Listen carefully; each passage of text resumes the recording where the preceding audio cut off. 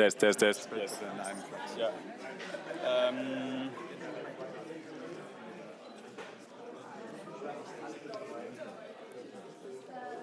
Sitzen wir dann hier vorne oder wie ist das gedacht?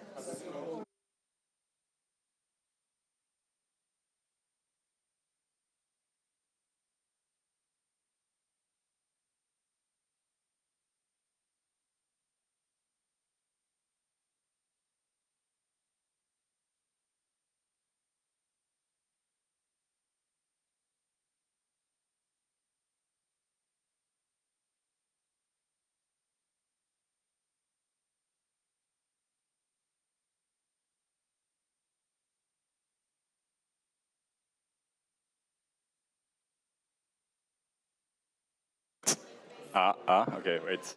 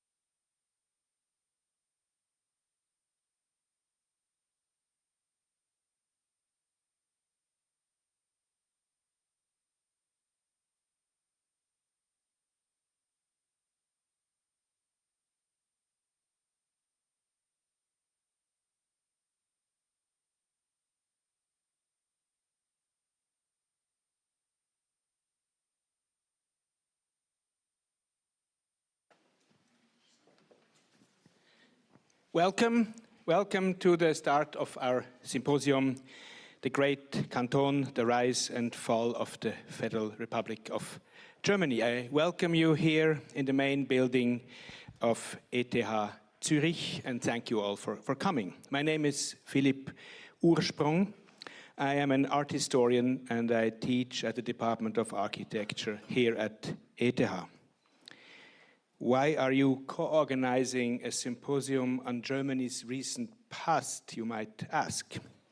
Well, when Anselm Franke approached me with the suggestion of holding a symposium on the question of why the consensus on memory politics in Germany is coming to an end, I wanted to help make it happen. This rapid change is manifesting itself not only in the field of politics, but also in the field of culture. The debates surrounding Documenta 15, 3 years ago, the discussion about the war in Gaza are also being negotiated in seminar rooms, museums and concert halls. Or rather, they are not being held, but prevented by cancellations, closures, disinvitations and interruption. It is particularly difficult for us to bear that you as professors simply remain silent. Students have repeatedly told me over the last few semesters. Our symposium may help to break the silence. We need to talk, not only in niche areas, but also in universities. What does the title Der grosse Kanton mean? A friend from Berlin asked me. Well, in Switzerland, divided in 26 cantons, Germany is sometimes jokingly referred to as the big canton. It reflects a mixture of respect, solidarity, sympathy, and overestimation of oneself. Our gathering should help us to see not only the Federal Republic of Germany, but also Switzerland more clearly.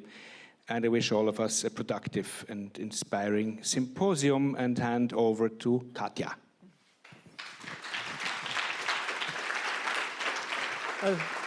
Guten Abend, wir switchen hier in Sprachen. Ich darf auf Deutsch sprechen. Mein Name ist Katja Maurer. Ich habe für Medico International die Konferenz inhaltlich mit vorbereitet und beschäftige mich mit diesen Themen notgedrungen. I have been dealing with these topics for many years. On behalf of Medico International, I would like to welcome you to this symposium about the large canton. I would like to thank the Federal Institute of Technology for hosting us. I wonder if German universities would allow us to come.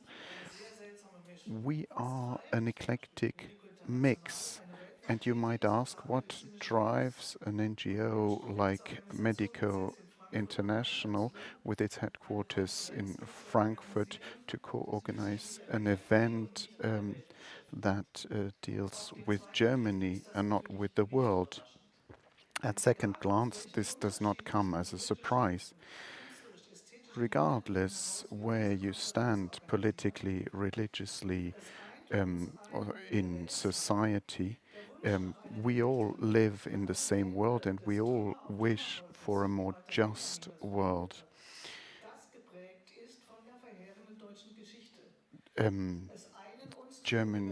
What unifies us are the universal lessons to be learned from history. Medico was set up in 1968. We strive for a more just world. We see aid as redistribution, as reparation of damage done by colonialism. That was our starting point for aid, and we wanted to create political justice globally. Never again was the German motto when looking at history, and for us it was self-evident that this was true for everyone.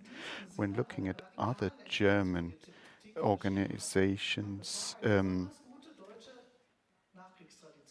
this was seen as being in the best German post-war tradition. All of this is history. 1990, the second phase of the post-war era started, and since then unjust structures were no longer tried to be abolished, but people still strove to overcome them. This has ended with GAVA. The German foreign policy is contradictory, was contradictory, took humanitarian values seriously without taking steps to fight for them. Germany is not engaging in global peace policies. There has been a shift to defending German interests, to defending the fortress Germany, a shift to more nationalism. With authoritarian anti-Semitism, German politics move away from sensible internationalism. Germany has decided no longer fund UNRWA, the aid agency for Palestine. We ask ourselves, are these conscious political decisions, or are people just these catastrophes hit those who haven't caused them? German politics have to ask themselves, where did we take the wrong turn? What options do remain? What can we still do? The shifting of times is not only due to Putin, it's also due to a Germany that has lost its compass and sees its only salvation in militarism. The future is uncertain. We look back at German post-war history. Henri Böhm, the Israeli philosopher, wants a universal view. Bember says there is a duty of solidarity. All people who are suffering are linked. Every suffering, every human suffering in human history is linked. And with that, I wish us a successful symposium.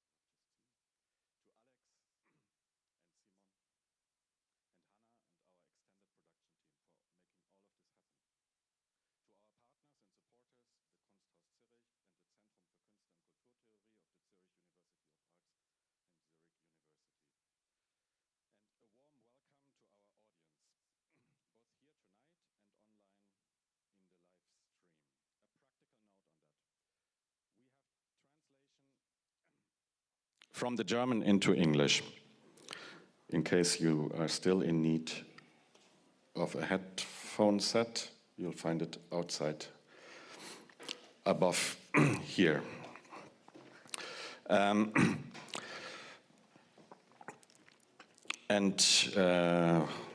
looking for my... we are not providing translation from the English into the German, so this is a Denglish symposium from tonight and ongoing tomorrow all day in the Kunsthaus Moser Vortragssaal.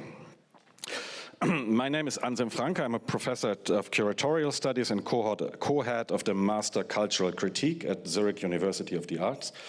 And I shall say that we are doing this symposium because it is our task to reflect on the broader cultural landscape. And in curatorial studies, which deal with both contemporary culture and with history and memory as it pertains to museums and a whole range of other institutions.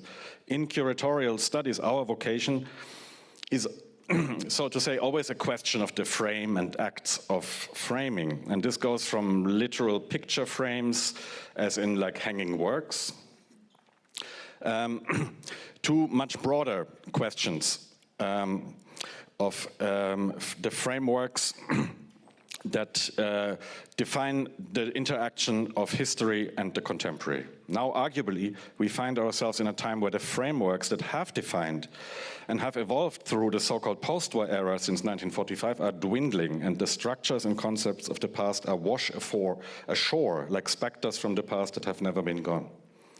We are haunted by the return of what we propose to call a new food chain brutalism, which previously went under the headers such as social Darwinism or nihilism and bore various monstrous concepts of supremacy.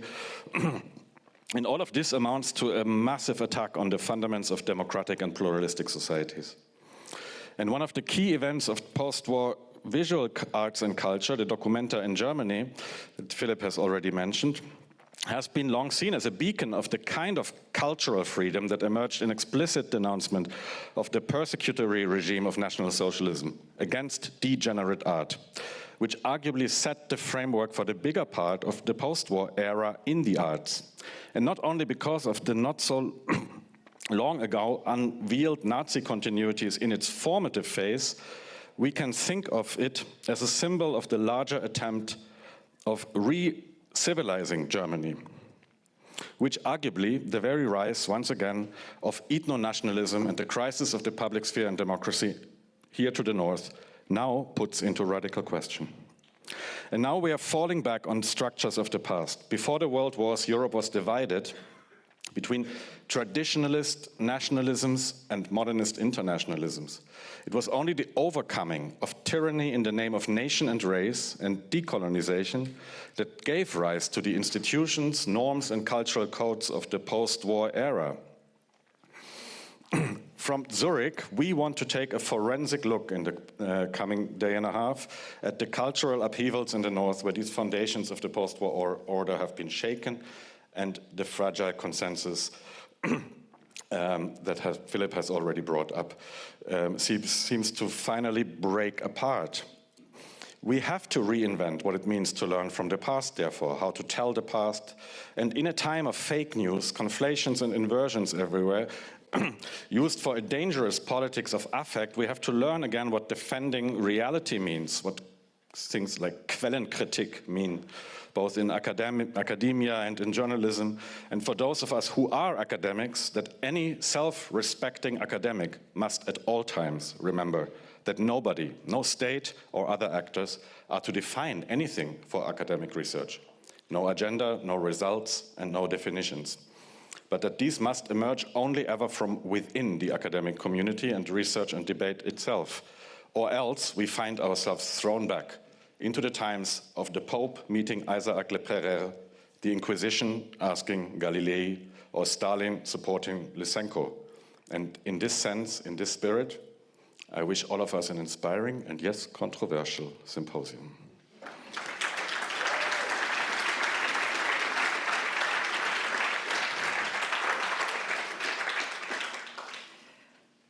I wanted to say something very brief about the title of the symposium, or rather the subtitle of the symposium, The Rise and Fall of the BRD. We did a symposium in 2022 in Berlin at the Haus der Kulturen der Welt called Hijacking Memory. Titles are important, and when you have a catchy one, you're kind of forced to up the ante.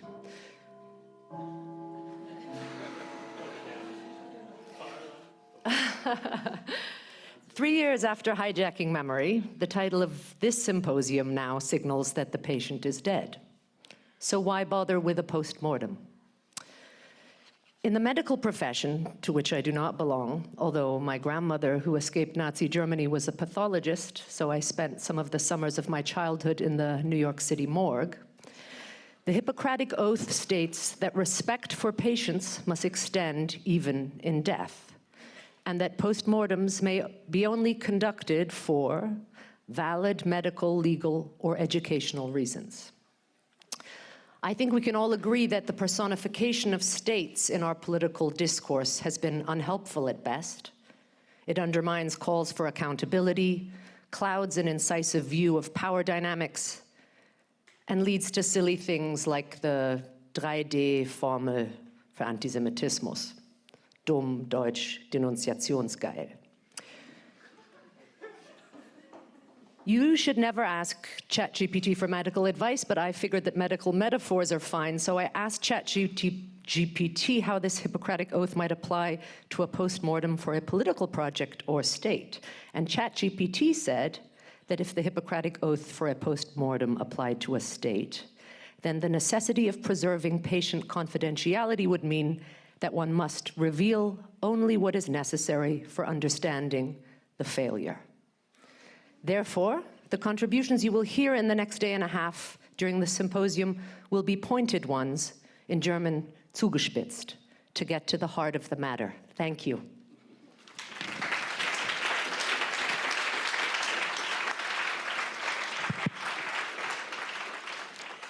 Es ist jetzt meine Freude und Ehre, den ersten Referenten vorzustellen, das Professor Emeritus Jakob Tanner. Professor Jakob Tanner from Zurich University. And I think I don't exaggerate if I call him the voice of history scholars in Switzerland. You taught a lot of us, including me. If I were to read out all your publications, it would take until tomorrow. You also wrote Swiss History in the 20th Century, published in 2015. Last year, a collection of essays was published, modern essays on cultural history in the 20th century from 1996 until 2001. You were a member of the Independent Commission Switzerland on the World War. And I think you are the best one to hold the introductory speech tonight.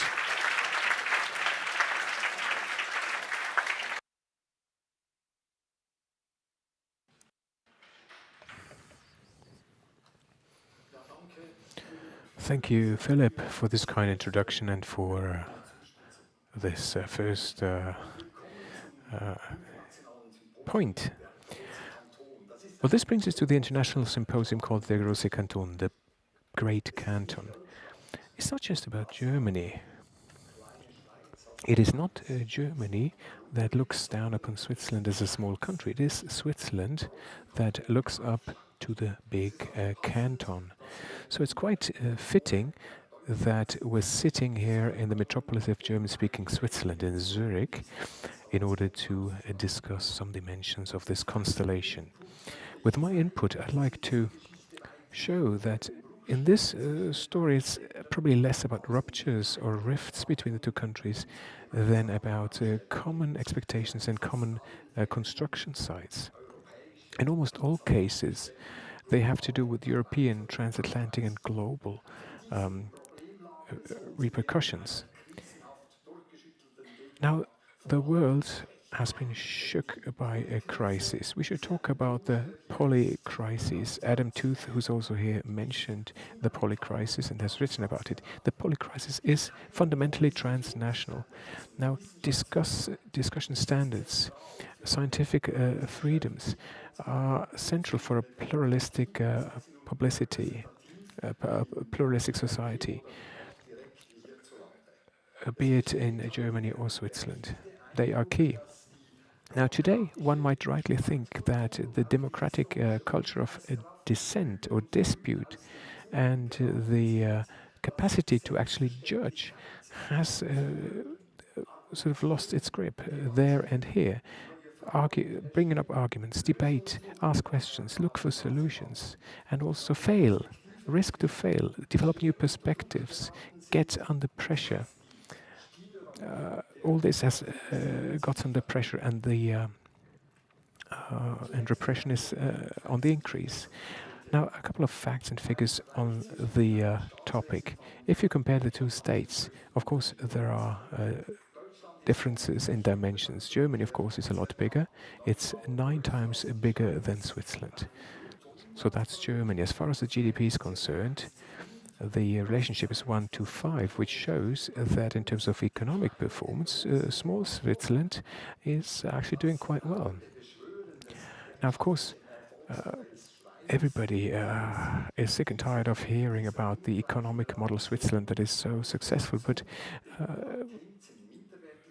it is a point that is often used in order to overcome the inferiority complex that we've suffered from for a long time. It's sort of a compensation mechanism for us. Tiny Switzerland presenting itself as a small but great nation economically, top of Europe, is also a slogan. However, in the last couple of years, we have seen quite a bit of failure as well. Now, of course, the image of a robust and politically stable Switzerland is still out there, and it's established itself. It's got to do with our democratic system, but also with the cantons. The cantons are the elements of a federalist nation-state. Our internal and domestic relationships between the cantons are important, and many issues are dealt with in between cantons. There's always a great deal of respect when it comes to individual constellations and interests. A running gag in Switzerland has been that everybody, from education to health, opening times and so on, differs from canton to canton. It is probably quite true. Now, this is an observation that brings me to something that doesn't fit inside this conglomerate of 26 cantons, 6 of which are only half cantons. So we would only count 23 cantons. However, with the constitutional revision of 1999, the half cantons were semantically upgraded to cantons, which had the paradoxical effect that we must no longer discriminate against them. They cannot be dealt with as half cantons, so they're now called cantons with just one voice in the Senate, vis-à-vis the 20 which do not have to share their vote in the Senate. So that's sort of a subdivision of our natural territory. Along with the subsidiarity structure that we have and system that we have a flat hierarchy. One could say that this love of the detail, Germany was also characterized by that into the Kaiser times, but it's still present in Switzerland. And because of this, the big canton is kind of a contradictor in abiecto, or it could also be called an oxymoron.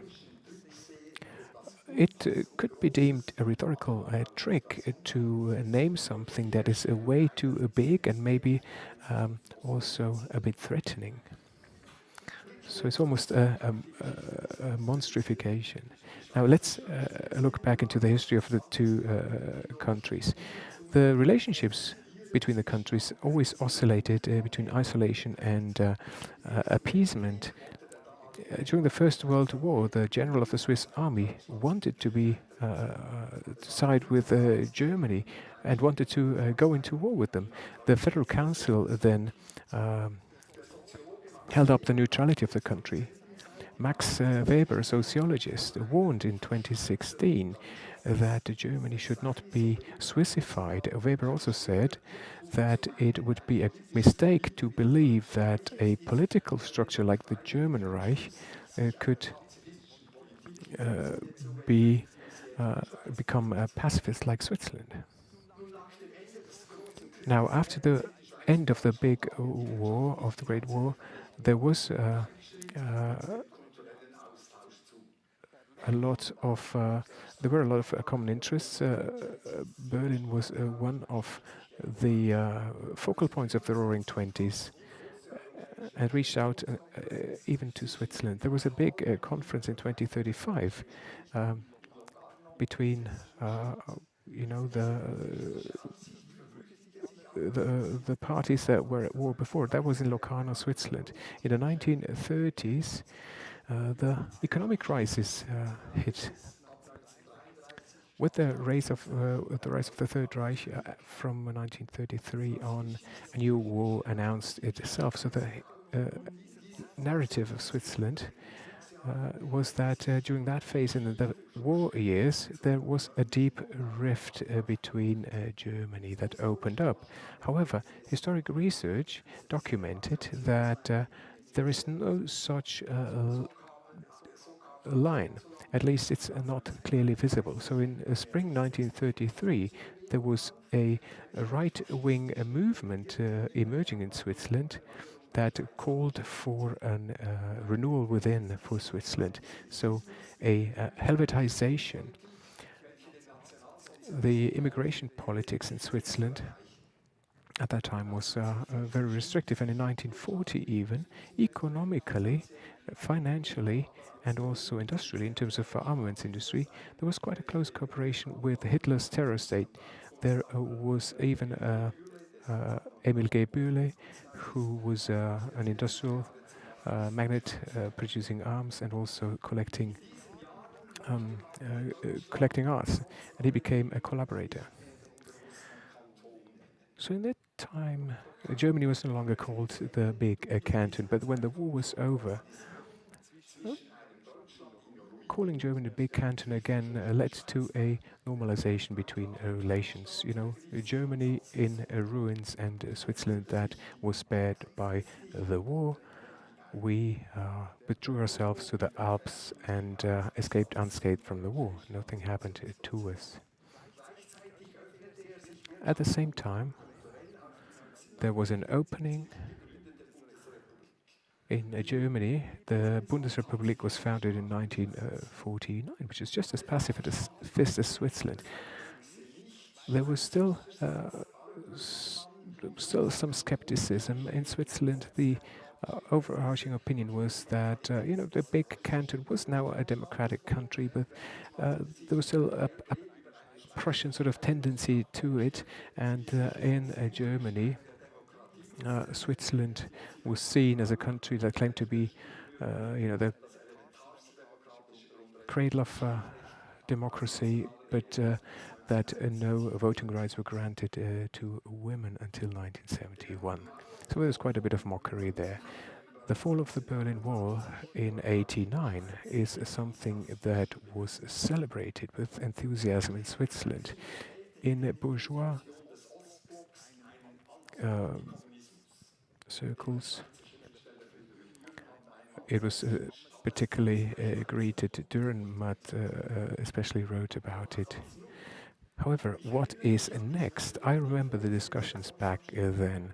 I remember the discussion in the run-up to a popular vote to abolish the Swiss army that took place in November '89. So there was an outlook for reunified Germany, and that also triggered fears in liberals and left-wing people in Switzerland. Two Germanys are less dangerous than one Germany. That was the reflex in Switzerland. However, that suddenly disappeared, quickly disappeared, and the initiative was then not accepted by the population. The 3rd of October 1990 marked an important step. The Big Canton remained big but didn't get a lot bigger. The physical borders between Germany and Switzerland remained the same. The borders, however,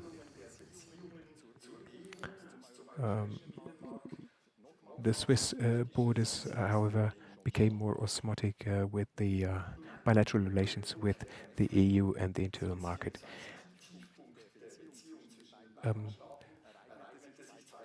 The atmosphere of the in 2009 there was quite a low point. The two ministers of finance, Merz and Steinbrück, went into confrontation, and Steinbrück even threatened to send out the cavalry to Switzerland. So there was quite quite a bit of indignation in Switzerland. He's a saber-rattling German, that is what was said about the aggressor from the north. Now, those who know something about the matter know that this was just something that was inflated by the media. Switzerland had maneuvered itself into a battle about defending the banking secrecy that was going to be lost anyway. These are episodes that, of course, leave marks in the collective memory, but what is way more important is underlying trends that cannot be fathomed at a level of events. In 1997, Farid Zakaria from the US published something in Foreign Affairs. It was called The Rise of a Liberal Democracy. In this article, he writes about the dilemma that elections can be free and fair, but at the same time, anti-democratic fascists and racists can be elected. So there was the putsch tradition of the post-war period.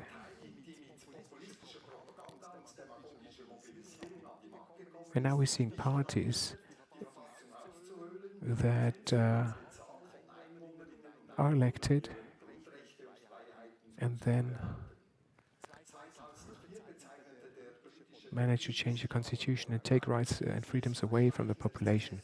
Crouch called this process of degeneration of structures as a post-democracy.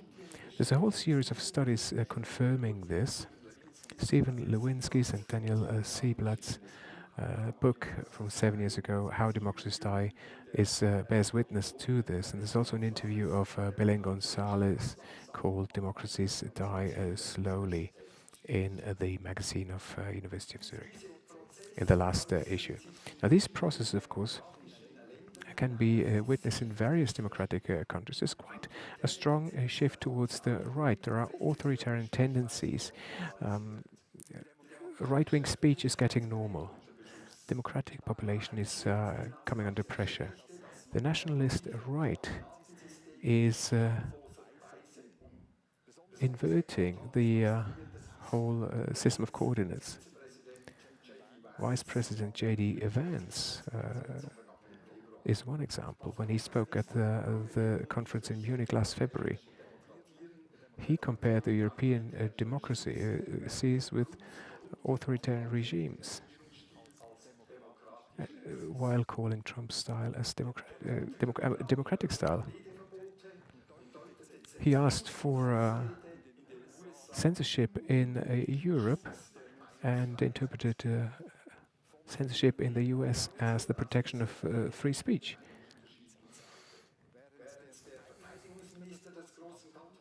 The defense minister of the great big canton, Boris Pistorius, called Vance's speech unacceptable.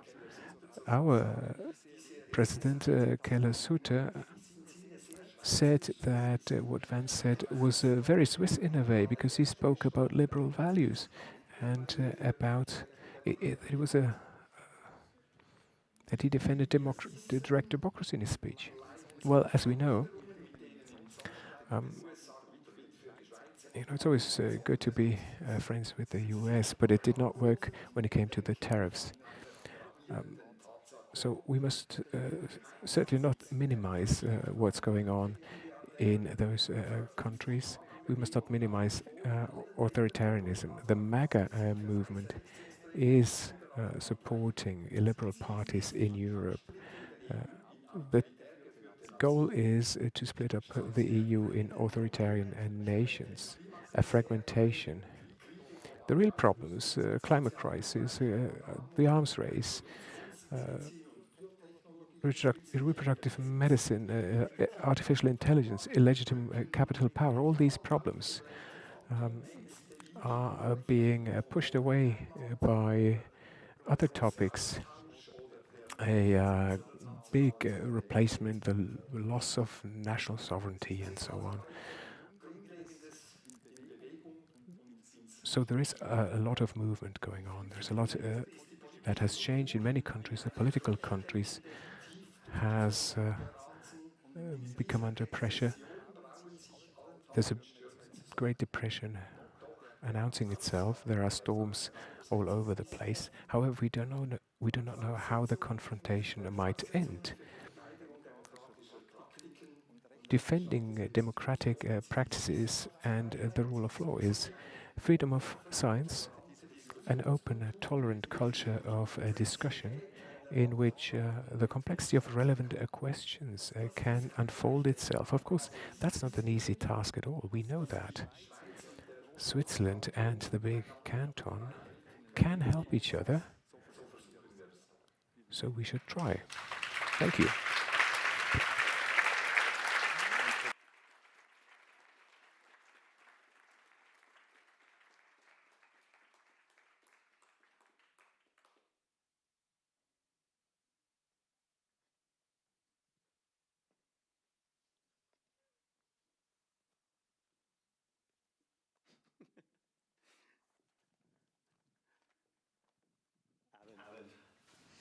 Good evening.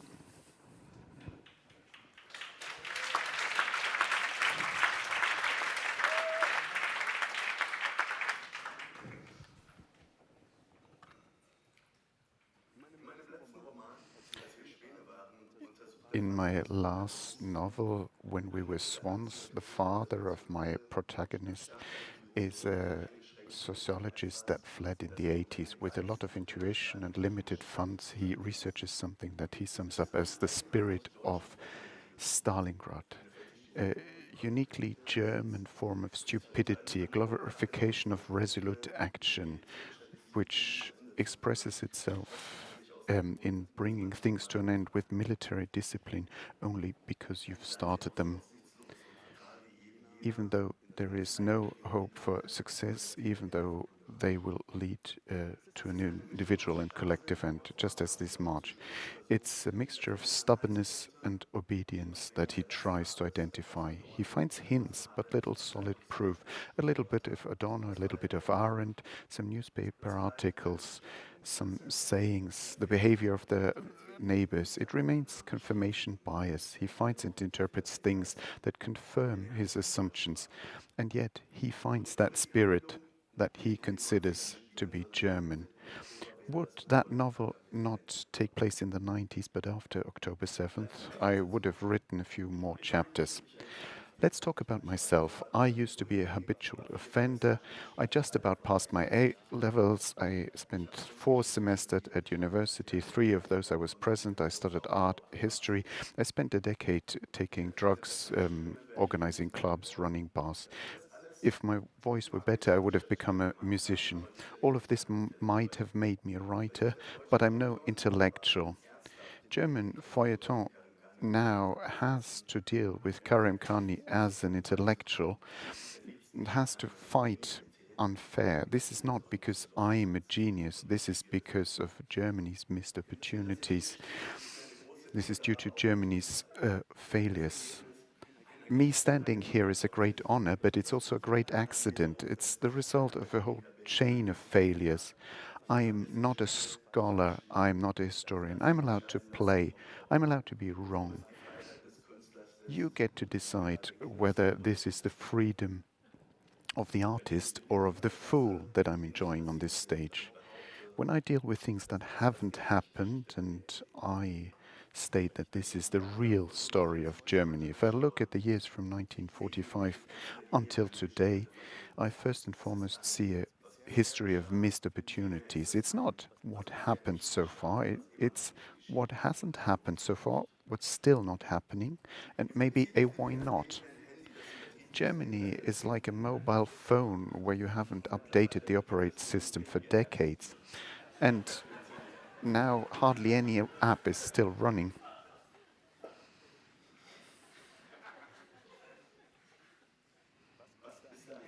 What has happened so far? The 1960s, What hasn't happened? 1978, 1988, 1998, 89, something happened, but not in the West. Then Fridays for Future came along, something that tried to apply some pressure from the street, but that was not a German phenomenon, but a global one, at least from the global north.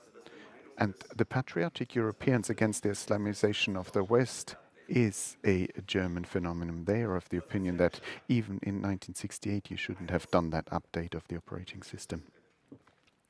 What has happened so far? There is a completely redundant discussion called the dispute of historians, and now, the third of a century later, people are discussing whether you should dare to have dispute of historians 2.0. But in the meantime, we should be having the dispute of historians 4.0, 5.0, 12.0. Well, it doesn't get better. It won't get better. Something else that hasn't happened yet is the failure of us who are not Germans. We should not have left it to the Germans to define who they are. We should not have left them alone. It was a mistake not to intervene immediately when two Germans were trying to negotiate their identity. Not doing that was a mistake. We should have explained to them that atrocities traumatize the perpetrator. Their nerdy strive for excellence in remembrance is pedantic, is fascistic, is hypocritical. We should have replaced it by a therapeutic discussion about perpetrator trauma. We should not have left them 1 second of high moral ground. We should not have them let become world champions. No reason to be proud. Arms down. That would have been true. That would have been successful. And that might have prevented the contribution to another genocide. And we would not have suffered Friedrich Merz with his undignified cartoon-like moaning. A nation that fought until the last bullet, and once the last bullet was spent, it sent its 12-year-olds to the front without ammunition to die for a Führer that had already shot himself. And then after that, they created a narrative where they weren't vanquished but freed. And another part of the nation built a wall and solved the problem by saying the fascists are on the other side. We should have stopped all of that. We should have prevented the Germans ever being Germans again. We shouldn't have let them catch their breath.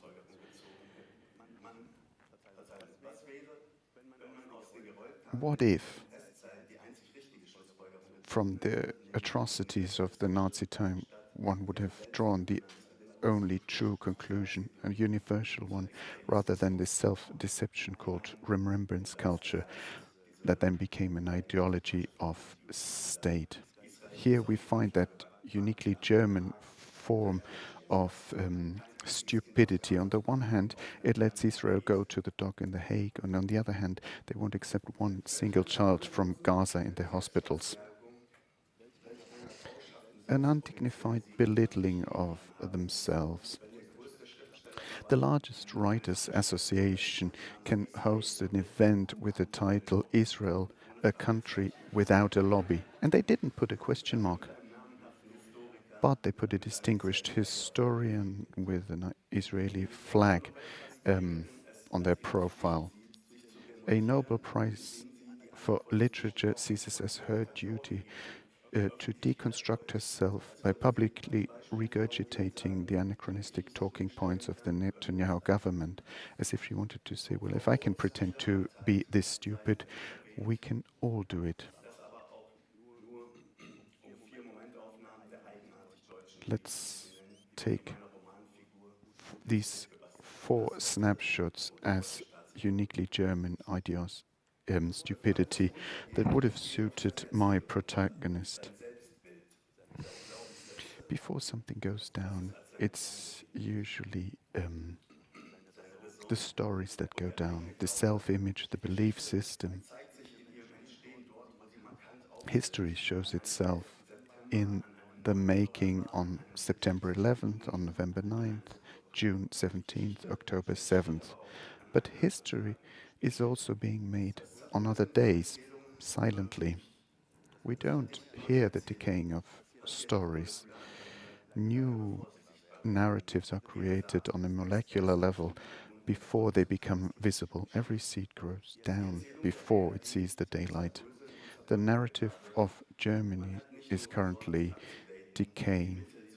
There was no update, and what people are doing to protect them is outdated itself.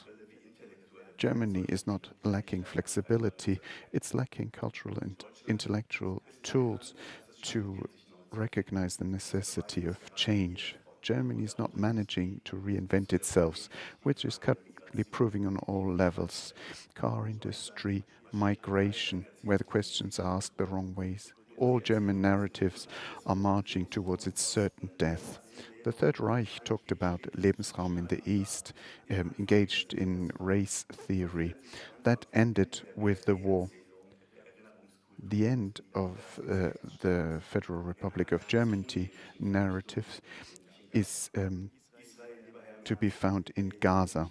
Israel, esteemed Mr. Merz, is not doing the dirty work for you. Israel is doing it for us.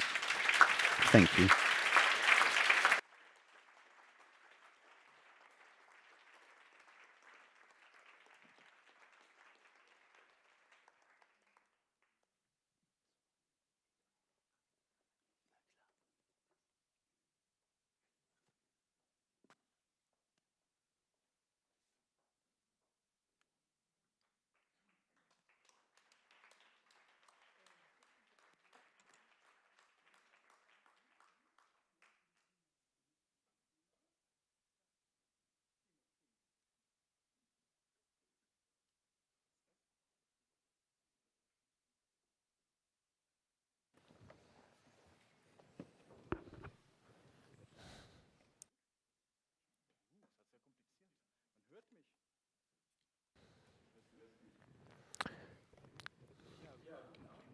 Hello, good evening. I think we need one more headset.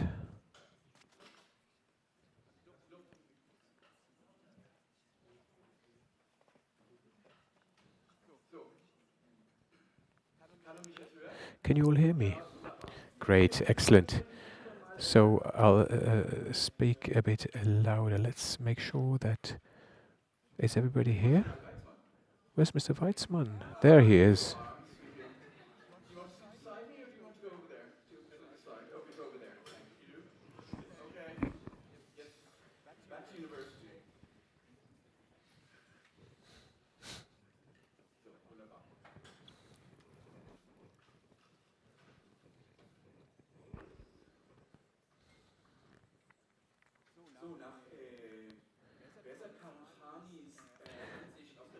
After Mr. Ghani's insight from his exile within, and the rifts are in the relationship between Germany and Switzerland that we heard about from Mr. Tanner, we will now oscillate between sober topics, and then we will talk, at least the organizers told us, we should also provoke, so don't be shy, provoke. We're in Switzerland, so you're allowed to do that.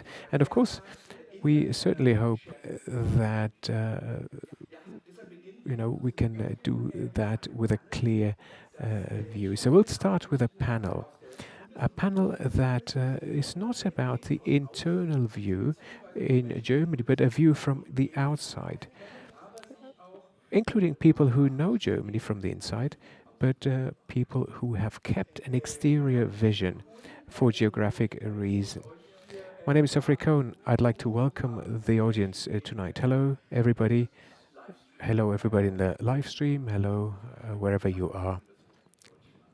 Maybe there's even some German listeners, some listeners in Germany. I'm the director of Medico International. It's a human rights organization. I'm very, very happy to be hosting this first panel. With us tonight is Sima Leipert, Eva Menasse, Adam Tooze, and Eyal Weizmann. A warm applause for them.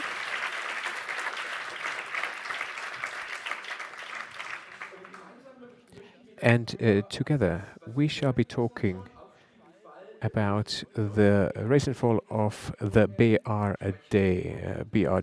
let's call it that.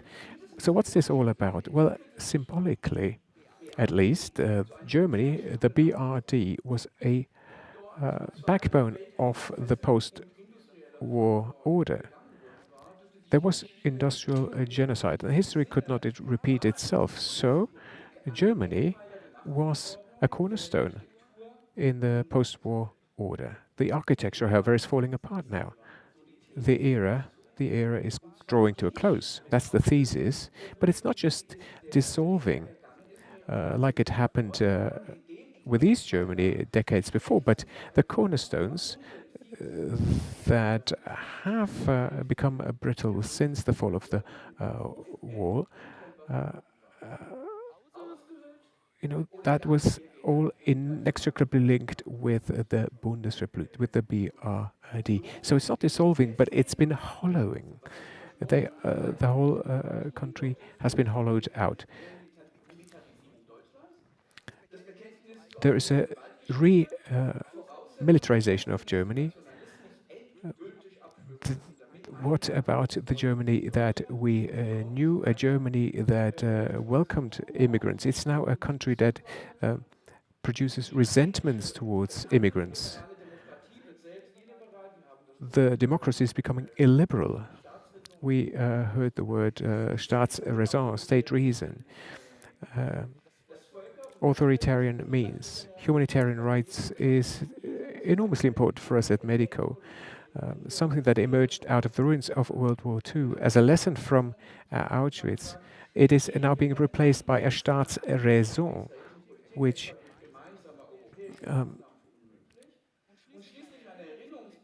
is scandalous, and a remembrance culture that does not lead to avoidance of another genocide, but is just ignoring the new genocide that's happening right now. Now we'll be discussing about all that with our four panelists. First of all, we will have some initial input, and we shall then be talking together. Now, first of all, I would like to ask Adam Tooze to come up with a bit of an analysis, clarifying what's going on in the present, Adam. Of course, history is not linear. It's rather complex, as you put it. You say, without a history, we cannot think about the future. Adam was born in 1967 in London. He then became one of the leading economic and social historians and one of the global thinkers of our times. He taught at, is a teacher of the Columbia University, and he also speaks impeccable German. I think he's going to speak German, right? Yes, absolutely.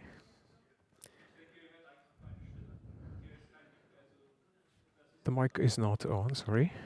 The interpreters will need the microphone to be able to interpret. Now it's on. Now it's on. Perfect. Thank you very much indeed. I'll do it in German, yes. I've been asked to do it in German. It is not my mother tongue. It is a bit tiring for me, but I'll do it in German. Well, just imagine you get sent somewhere. You spend the most important years of your youth and childhood in Germany. I don't have a German passport, though. I have a British passport. And I cannot sit here and honestly say that I think my German ties are the most problematic. In my situation right now, the other two identities, the British and the American ones, are just as broken. I think the other two countries with which I am linked biographically, for the rest of my life. Well, those two relationships are not doing well at all. I'm not saying this to minimize the situation of Germany. I'm just contextualizing. We cannot and we must not just assume that the German situation is an isolated case. It is not a unique case at all. It is part of a global, tendency. Now, which Western state is now not inside in a deep, crisis? Just one state in America or in Europe, and of course these crises are all sort of multiple crises.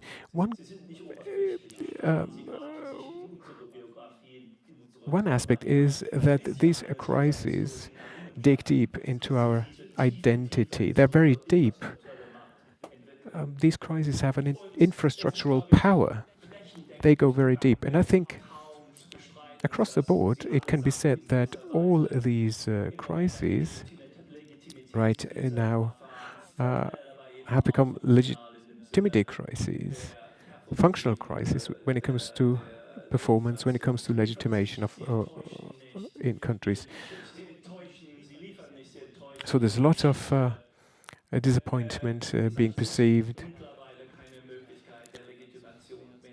History is no longer a way to come up with a legitimate argument. However, I'm not saying that things are great in Germany. I'm not saying that at all. Of course, every state has a different sort of a way to go into a crisis and to live through a crisis. And the Trotsky's said that as well. So, of course, Germany is in a crisis and it's living through a crisis, definitely. Now, and of course, it's got to do with generations as well. My generation is a generation that has suffered from the fact that the Germans had great 70s, as opposed to the US, Italy, Great Britain, where the 70s, I think, are still a reference point. You're still recovering from that time. At least that's the perception. Now, for many of us, the social liberal coalition of the 70s, for many of us, this is still sort of an item of nostalgia from the 70s, but not in other countries. I think that's a very specific sort of aspect in the chronology of Western Germany and West German biographies. I think there's no analog representation of that in other countries. Deindustrialization, neoliberalism, class wars, post-colonial wars. In Great Britain, of course, there was a war going on in Northern Ireland in the 70s and 80s. Germany was mentioned, France was mentioned, and Portugal was mentioned, but Germany was very different there. And the second point is the relationship with the US. I think it's been mentioned already. And of course, every country has a relationship with the US because they want it, and some countries don't want one, but still have it. Now, what's specific about the German relation towards the US is that it's quite unequal, but the combination is interesting. So the relationship between Great Britain or France to America are sort of peer-to-peer relations. Other countries, however, are in an unequal sort of relationship with the US, especially Central and Latin American countries suffer from their relationship with the US. The German relations with the US are asymmetrical, but and very and certainly not can certainly not be deemed as positive in the German elite. So not. So I think this should be linked to the question of reappraising the past. So I'm not talking about the grassroots movement of German citizens, thinking about their history.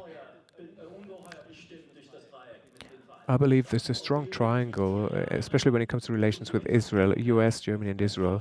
In the 50s, it was about re-establishing Germany, and then there was a Clinton administration in the 90s with the um, class action and so on. So that was all very important for the reappraisal of the German past. So I think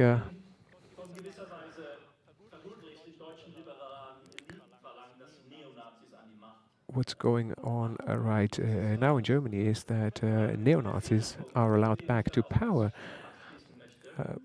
on our watch. And the fourth point is not reappraising the past. Now, reappraising the past,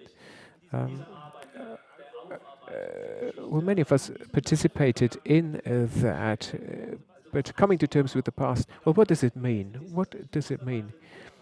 Is it not something that's paradoxical or even perverted? Now, the question, of course, is what do you want to come to terms with? Of course, the past, yes. Well, we're trying to come to terms with the past, the Nazi past. But I think it's getting clearer and clearer that it's also very much about the future. And it's very much about our present that is characterized by immigration. And we have to think about how we come to terms with the present, especially in areas in Germany that are strongly characterized by immigration. Well, not just reappraising the past, but also the future. And it is already going on in these areas. You can at least see it, it's palpable. It's a palpable sort of a way of appraising not just the past, but also the future. So those are the four dimensions, I think, that make the case of Germany very specific.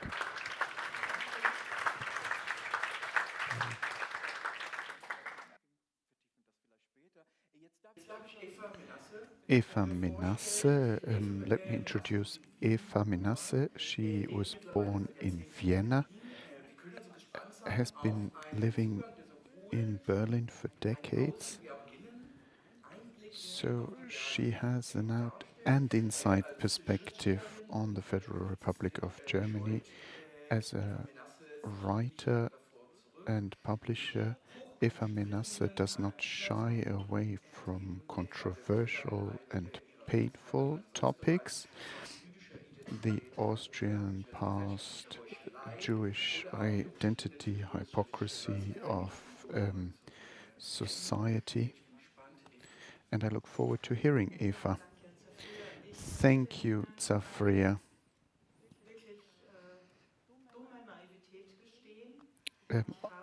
Let me admit it, I was very naive. I was stupid. I believed in Germany. I believed in the Federal Republic of Germany.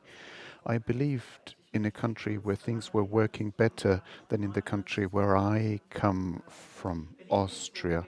In 1999-2000, I moved to Berlin, and the year of 2000 was the year when Austria had the first government with a right-wing coalition, and the European Union reacted with sanctions against this small, cute alpine country. It was seen as a scandal to have a right-wing party in government. The EU never did that again, which I think is quite telling in terms of the EU if you look at it from the current perspective. In today's workshop, we argued a lot. There was a point in time at the turn of the century when looking from Austria to Germany and seeing all these historians that were coping with the past, where there were museums, when there was research on Holocaust, on anti-Semitism. And that was something that wasn't present in Austria at all. I've been in Berlin for 20 years now, and I find the events of the last 3, 4, 5 years in Germany really disturbing. And if I try to explain this to anyone in Germany, in Austria, or in Switzerland, people look at me with big eyes, and they don't understand. Because there is this image that everything is as it used to be. We discuss, we argue, but the truth is everything is different. German railways are no longer working. Bridges are crumbling because nothing has been done until 2017. You cannot make an appointment at your local council in Berlin either. And that is not only the outer structure of Germany, that's also the structure of the German moral situation. A lot of issues are being repressed, issues that concern all of us. Anselm said to be happy and funny, but apologies, I can't. The resolution from 2019 was mentioned. I don't want to go into detail, but when that resolution was passed, it was clear that it was anti-constitutional. So Parliament had passed a resolution that was anti-constitutional, and that resolution was incorporated into framework agreements with cultural institutions. So this anti-left party resolution that is in conflict with the constitution was passed and is being used. And then 1 year or 18 months later, December 2020, there was the initiative, Weltoffenheit Initiative for an Open World, talking about pivotal moments in German history. That was the second point in time when I realized everything was changing. The 20 to 30 major institutions in culture and science came together. The Goethe Institute, the House of Culture and the World, the Federal Foundation for Culture. All of these major cultural and scientific institutions stood up together, stood up on stage in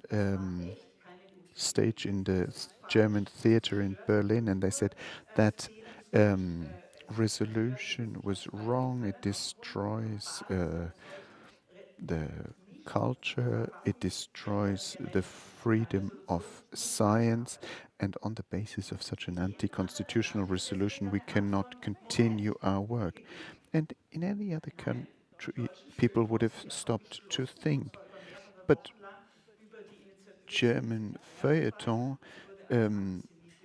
criticized this initiative for weeks, tore it to pieces, branded it as anti-Semitic. And this is something that maybe wasn't even noticed in Switzerland and maybe not in Austria either. But there were a lot of things I used to love about Germany, the opportunities, the diversity, also the money that was in culture, and all of that was destroyed with the reproach of anti-Semitism. I now concur with Susan Neiman, who says that it doesn't make any sense to call anyone anti-Semitic in Germany. Anyone can call anyone anti-Semitic, and that means no one is. And I think that describes the German present, because all those who call others anti-Semitic are anti-Semitic themselves. And I think that's one of the feedback loops of German present. People like me, a lot of colleagues, a lot of people who share my view and opinion and share the view that things have gone wrong, have no longer access to the feuilleton. Feuilleton has become a fortress of reason of state.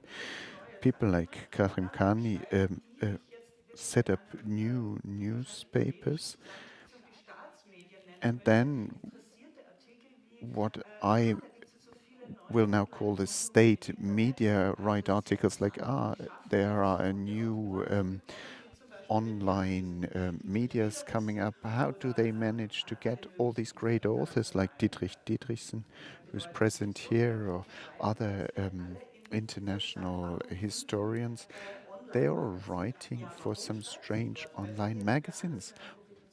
Why do they publish there? Because they cannot publish elsewhere.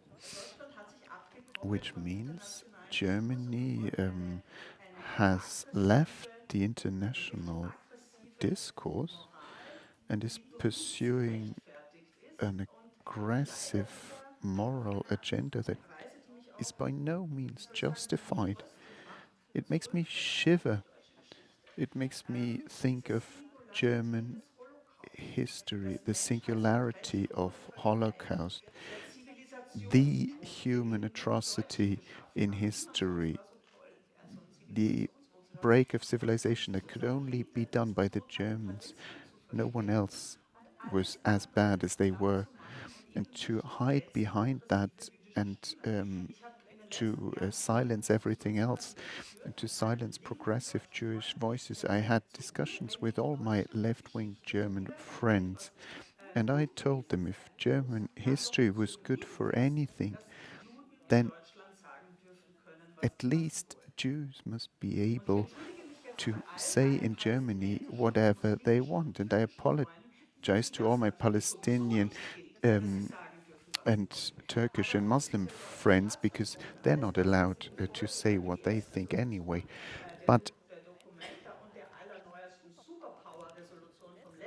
with all the resolutions and the superpower resolution from last November in particular mean that only those are allowed a voice that like the reason of state and defend the Israeli policy of war against Gaza no matter what. And that means a lot of people and also a lot of Jews are being cancelled. Their rewards are taken back. They're no longer allowed to speak. And that's the current situation in Germany. Ivan Krastev in a speech said, well, you might try to go to a different state. You can try to like it or not, but you can only feel shame for your home country. That's not true for me, because unfortunately in 2020 I got a German passport and I'm ashamed of Germany as I'm ashamed of Austria.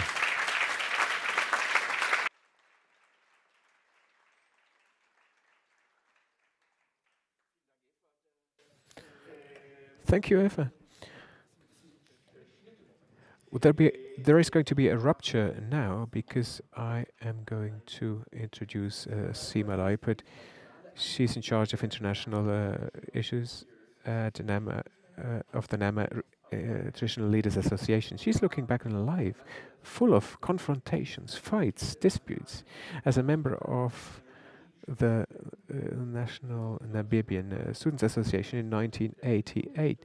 She was a leader of student protests against apartheid. Many don't know that apartheid was not a South African phenomenon, but also a Namibian one. Today she's the director for development planning in the HALB region in Namibia. I don't know the size of the cantons, but it's 40 times the size of Saarland in Germany. She's a successor of survivors of the genocide of Germany there. So she confronts Germany in local organizations, in international fora, and it confronts Germany directly with its colonial amnesia. And she asks for restorative and transformative justice. If you have heard Sima talk, then you know that she can really kick Germany in the ass. Sima, please.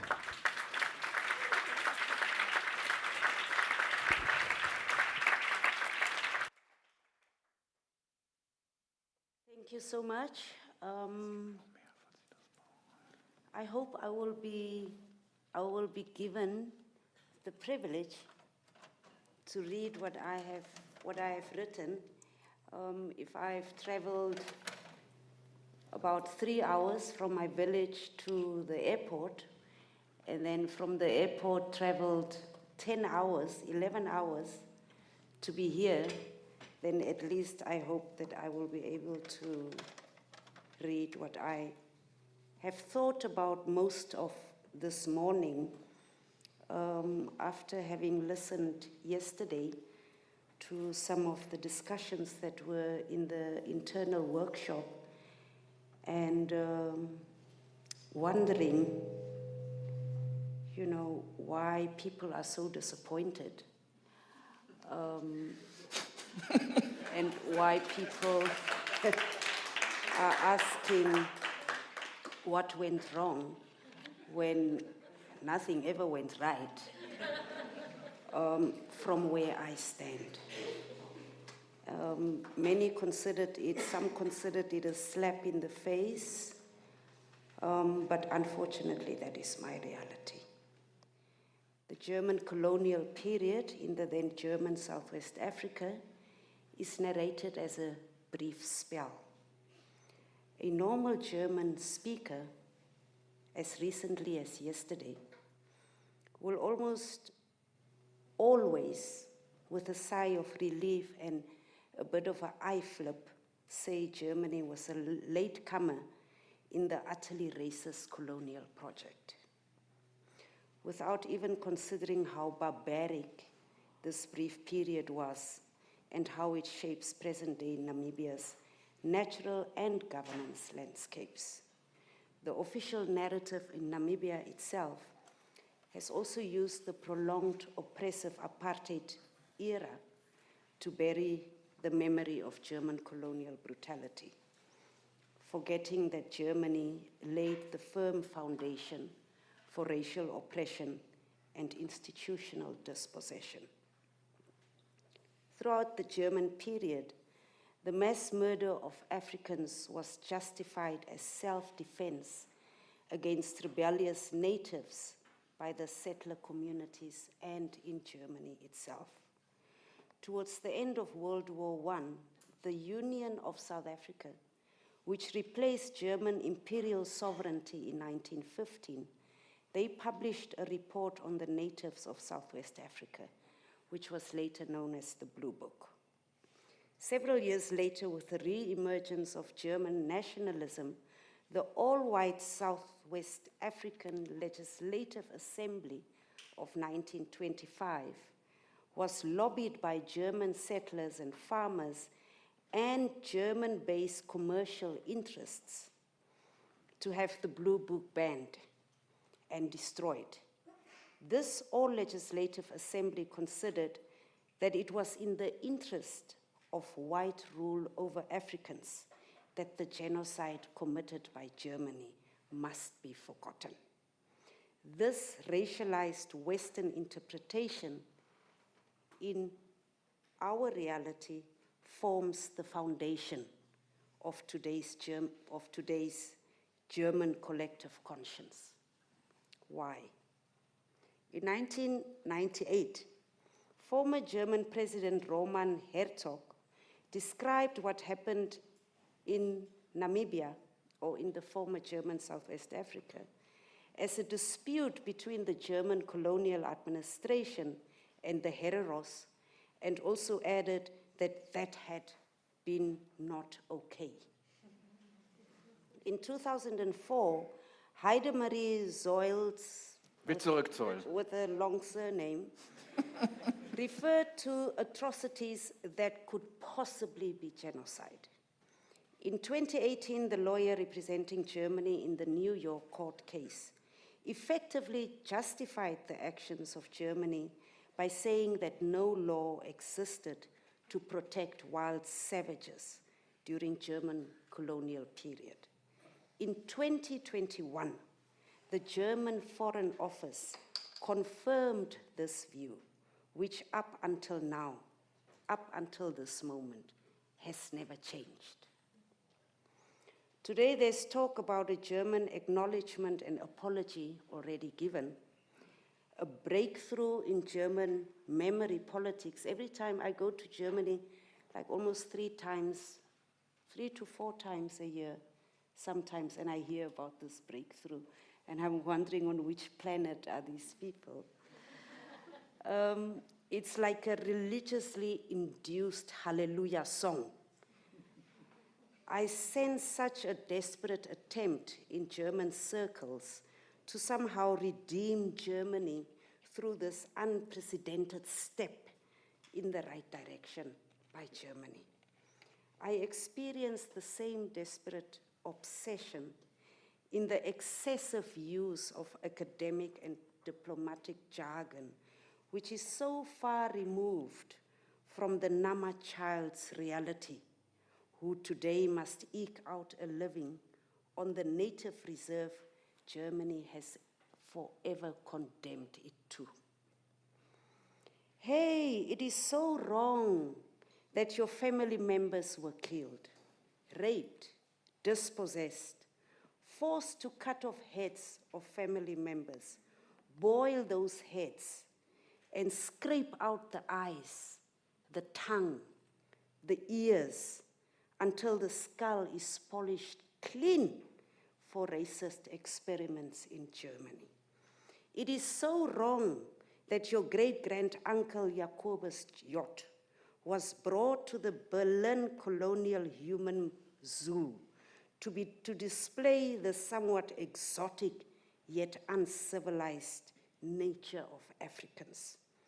It is so wrong that the bodies were starved and worked to death and buried in shallow graves for feed to hyenas and sharks. It is so terrible, and we are so sorry for it, but the law of the time allowed us to do it. Today in 2025, that is what genocide from today's perspective means to us. And we call that a breakthrough and a missed opportunity.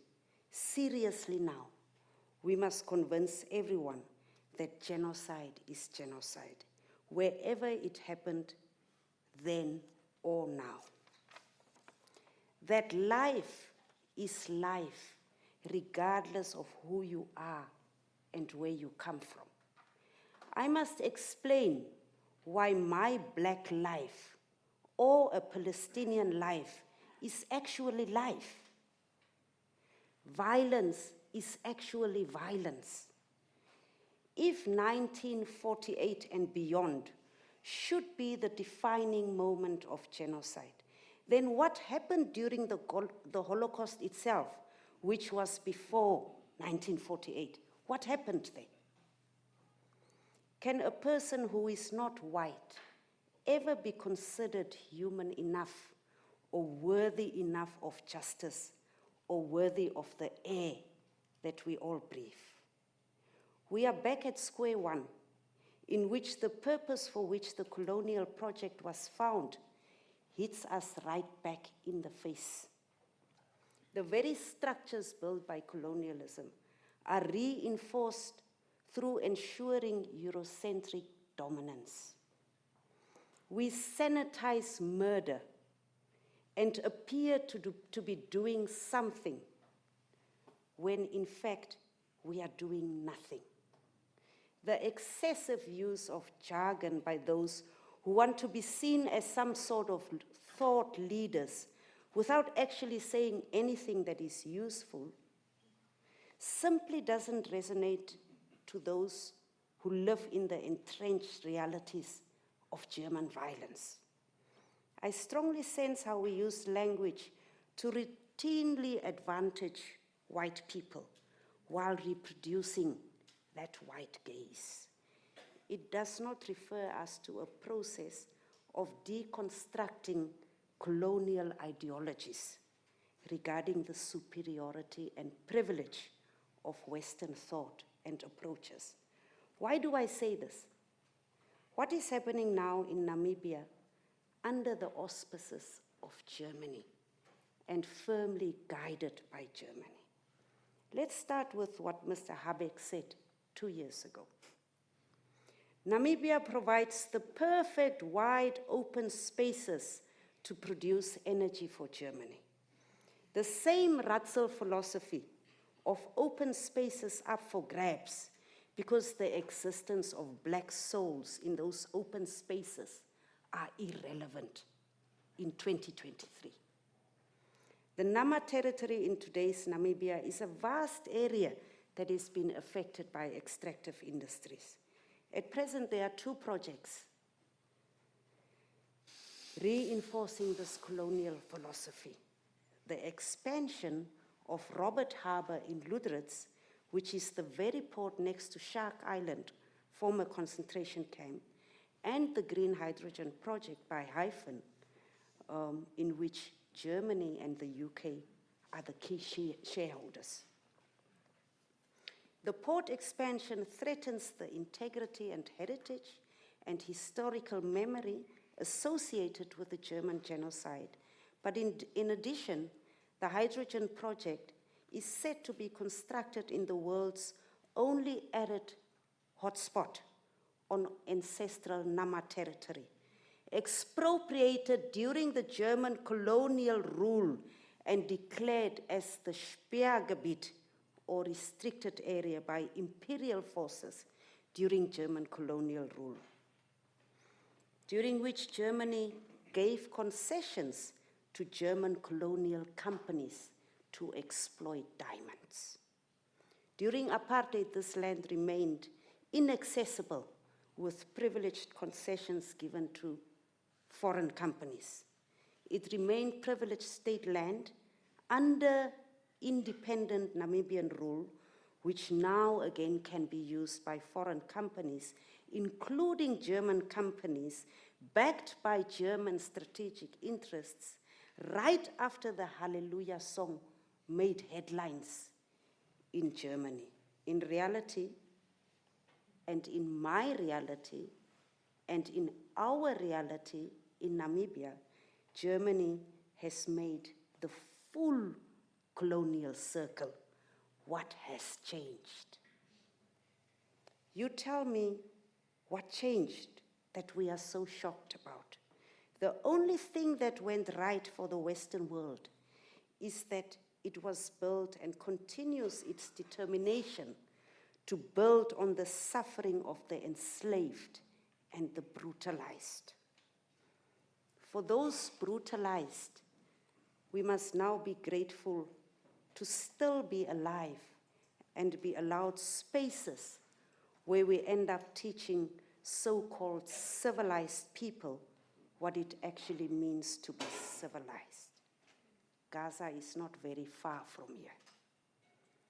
So I am no thought leader, and I will never claim to be one. I'm not a historian, I'm not a professor, I'm a village girl who feels, who senses, who hears, who cries, who laughs, who loves, who hates. That is all that I am. I am just human. And I have common sense. And I believe that it is time for Germany to step out of its comfort zone and follow the lead of those who are most impacted by violence and injustice. A medical colleague asked me this afternoon, how did it go, the 2 days? And I said to her, I feel like I've been sitting with a bunch of spoiled brats who have just been taken away their lollipop. That is what it feels like to me, and that is my reality. Thank you.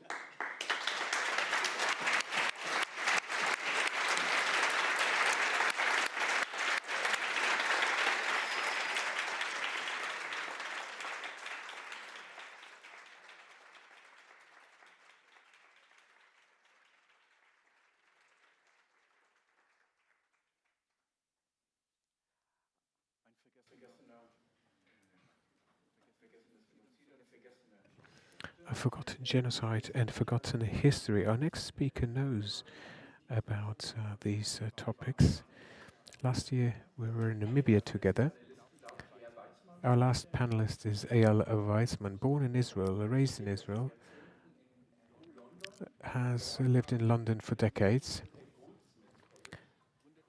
is at the Goldsmith College, was at the Goldsmith College, is an architect, using architecture as an analytical tool. He's the founder of the research agency Forensic Architecture.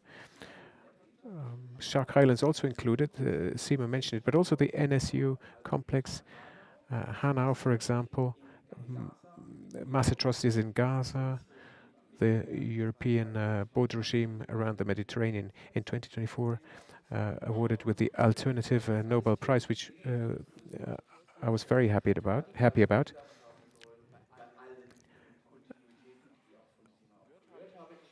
We heard about all the continuities from Seema that, and Eyal will follow up on that. This is working, yes. For having me here, Seema, for this speech. I guess I'll speak about contemporary Germany as I experienced it, but from a form of understanding that is more like that of a billiard ball reflecting on a game of billiard, as an outsider bumping against walls. The framework that forensic architecture, and thank you for introducing it, Safria, a practice, the thought practice of forensic architecture was developed in the context of a struggle for Palestine liberation, which I always saw as an Israeli-born person as my struggle too. A struggle against the settler colonial apartheid state that I was born into. Operating, though, through the frame of reconstruction, analysis, and documentation, the theory of our practice was always to try and do two things at the same time. On the one hand, protect those people, mainly Palestinian, exposed to settler colonial violence, those that asked us for help or collaboration, and at the same time, a struggle to replace the apartheid system with one that is based on equality for all. We learned that those two types of struggle could sometimes, not always, but actually often, can come into contradiction. This is especially true when the tactics of advocacy, going to court, publicity, comes into tension with a strategy that demands for total rejection of the state system that impose the laws by which one operates or to which one refers. We learn that negotiating these contradictions is depending on how a story is told and how to analyze the long duration of the split-second incidents that we were analyzing. Having been born to parents that themselves were born in Germany and kind of growing up in an ambiently German home, a kind of Germany out of Germany, and unrelatedly ended up marrying a German person, coming to Germany was not out of any hope. There was no expectation. There was, in fact, but it was about carrying those contradictions with us. Coming to Germany was not out of a belief in Germany. Our expectations were the worst. But from my perspective, there was nothing to be disappointed of. But if you like, the aim was really to join a struggle, to join a fight, a pub brawl. So if to continue the silly metaphor for pub brawl, it was one in which the pub itself was not a static, physical, or stable reference point, but one in which the building was a party, one in which the walls started themselves to be moving and closing in on us.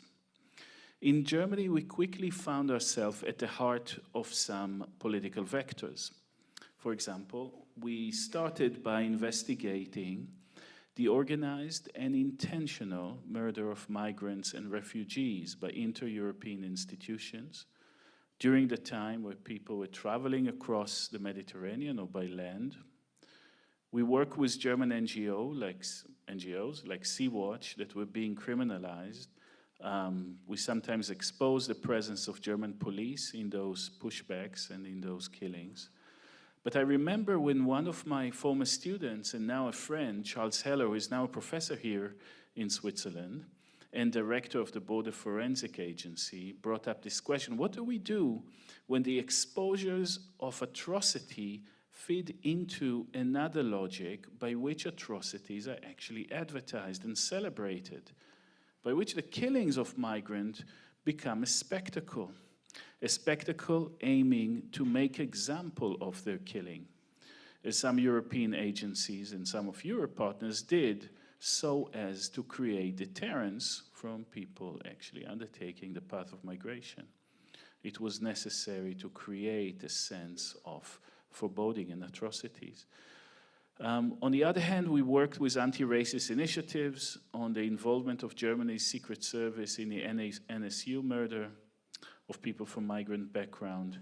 The work was on the one hand supported by German public funding, some organs of the state acting against the other. We thought that these contradictions were productive. We wanted to mobilize them. We wanted to use them to aggravate the opening, the fissures.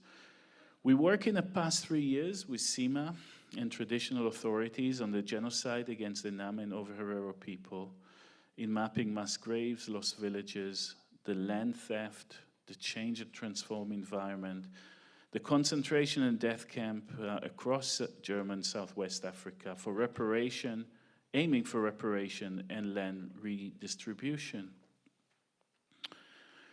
We saw clearly the formation of settler colonial form of racism in Namibia, kind of felt somehow between the kind of the matrix that are so central to my identity. On the one hand, the clear settler colonial reality, on the other, the terms and the mechanisms that later were very familiar to me from family stories. Together we had a measure of success when CIMA and ADA managed to use some of that research in delaying German development in some of those plots, never enough. But we experienced together the hurt and the contempt by which our friends were treated.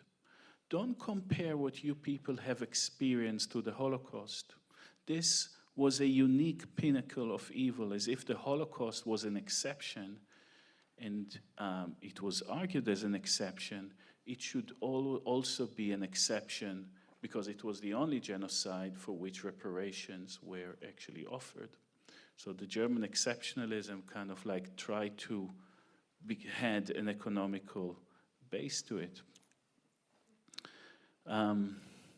If Germans are the best in being the worst, it meant that they are best nevertheless.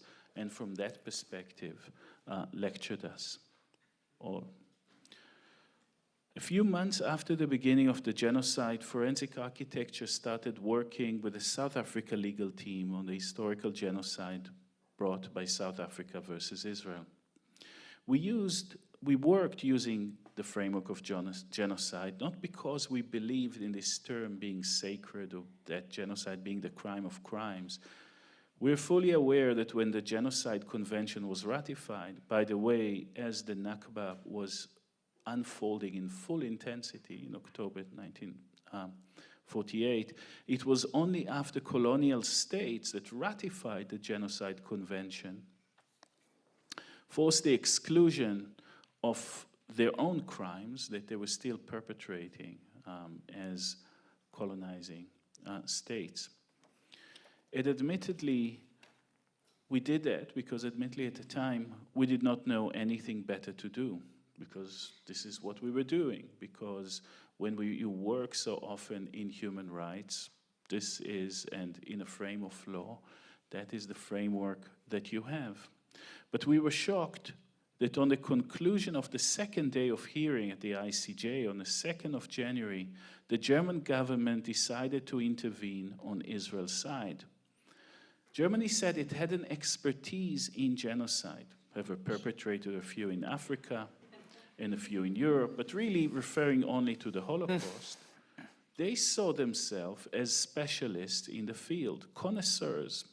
And as connoisseurs, they could tell that what was being perpetrated is not quite there. So that is when, you know, being best in worst, meaning that you take the position of lecturing. Genocide denial is not only rhetorical. It turns quickly into participation, into collusion, into huge export licenses, into legitimacy, which was the fuel for the continuation of destruction of Palestinian life in Gaza. Genocide denial was exemplified also by the brutal violence of German police against Palestinians and other people seeking to stop the genocide. Again, we did only what we knew what to do. We tried to stand up with communities brutalized, deplatformed, with people fired, arrested, deported. We provide evidence for court cases against German arm export. And as we were doing that, the funding that we had for Organization of Germany started to be withdrawn. There was no longer a kind of contradiction at all. This disappeared. It was only the kind of the room was just closing completely on us. I personally received the status of a person of danger and started to be stopped and interrogated every time I enter and exit Germany. So when Germany denies the genocide in Gaza, when Germany denies the genocide it perpetrated against Nama and over Herero communities, people, it is also engaging in Holocaust denial because they deny the origins and the continuities. It takes a form of historical fact and turn it into a theological, into a moral play. When you are in a pub brawl, you're not seeing the situation from an outside with a kind of perspectival view with a critical distance, but with one face squeezed against the reality one is seeking to transform. Maybe we are not doing forensics, after all, on a dead body, but rather on a living body, kicking and killing at present, and in which the form of forensics on a living body is also a process of generating pain and curling, and the body curling under pain. So what needs to be done, I guess, is identifying inflection point, weaknesses, changes, stand our ground, think tactically, and not give up. Because as others have said already here, those in powers are fighting a rearguard struggle. I think somebody here was saying that before. This is a dangerous time because rearguard struggle are very violent, but it's exactly the kind of fights that one can win. Thank you.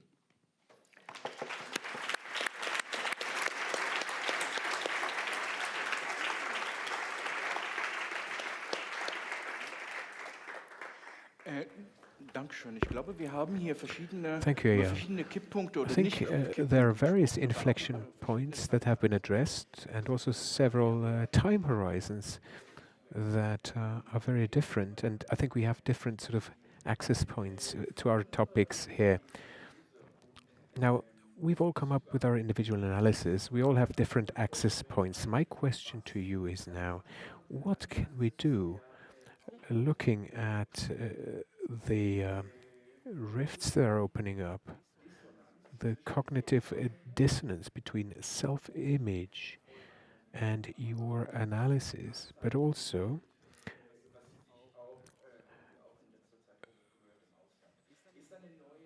so is there a new sort of a definition possible? Is it thinkable? Is it palpable? I mean, against the backdrop of a new world order, Sima talked about it, repairing the world with a multi-directional culture of remembrance, a new axis to defining the show as a non-singular, just calling it part of the atrocities of modern history. And of course, I'm referring to the second big atrocity of humankind, colonialism. Is that maybe a key for the relation of Germany to the world? Always as part of a multilateral, a learning world order. Could that be our framework? Could that be our context? Well, the alternative probably would be, well, Adam said it, the relation to the US. Vassal states or conditions, or feudal relations. Germany in Europe, for example, should have a seat at the table, not just as a helper, but as one of the actual players. So my question to you is, where can Germany position itself in the new world order? What can we do?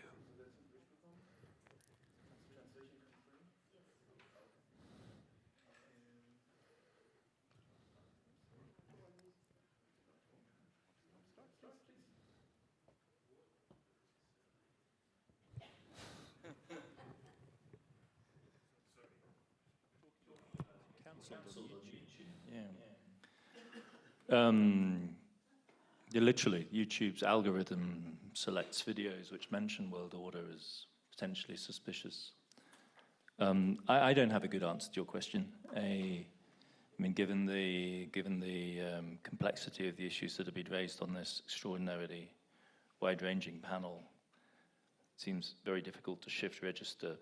The standard answer, I think the intelligence answer is, of common sense, is something along the European line. To think of this as a specifically German problem is part of the mistake, and German politics has been for some time disabled by the refusal to think systematically in European categories.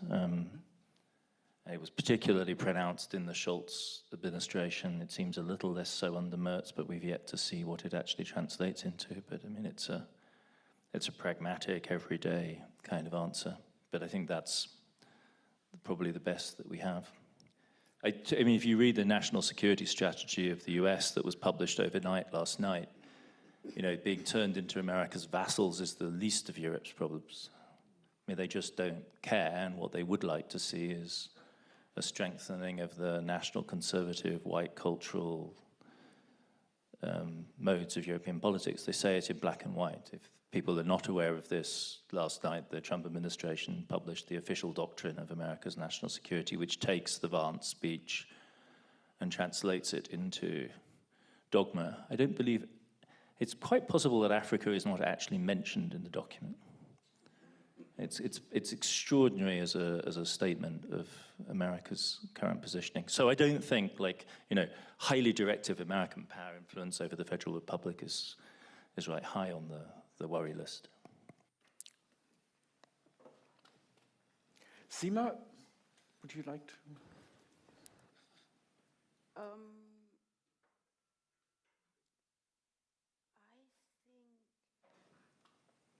think it is Germany's responsibility to deal with its crap.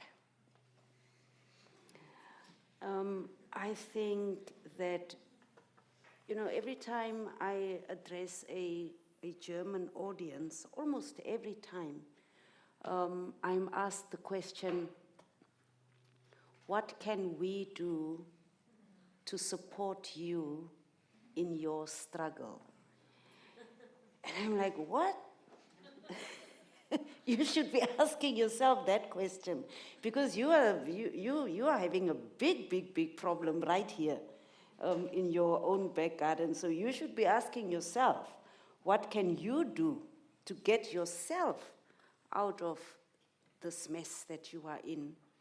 And I think one thing that I've realized in Germany's official position in which it refuses to talk to representatives of the Nama and Ovaherero people.